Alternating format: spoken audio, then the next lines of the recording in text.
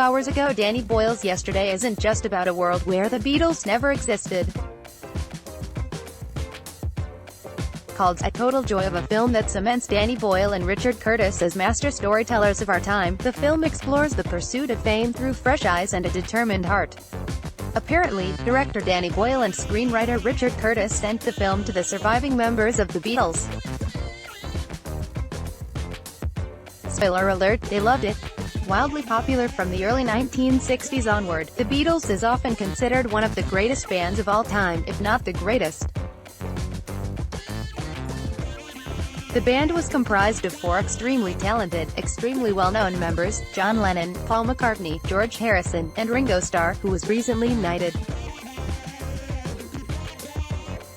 John Lennon was shot dead in New York City in December 1980, and George Harrison died in November 2001 after a battle with lung cancer. Paul McCartney and Ringo Starr are alive and to this day enjoy thriving music careers. Meanwhile, the music they produced as a band continues to touch every corner of pop culture, including video games, Titanfall 2, most recently. So you can understand Danny Boyle's desire for their approval. Fortunately for him, when he reached out to the surviving members of the legendary band, he got encouraging responses. Andrea Mandel of USA Today had the chance to speak with Danny Boyle, who said, "It would certainly be interesting to hear Paul McCartney's thoughts on Yesterday, so hopefully he does find time to watch the full movie." Danny Boyle, whose influences include Battle of the Bulge, The Sound of Music, and others, has directed a number of high-profile films, with Trainspotting, 127 Hours, and Slumdog Millionaire ranking as some of his most well-known efforts. There are obviously more, but for brevity's sake I'm keeping the list short.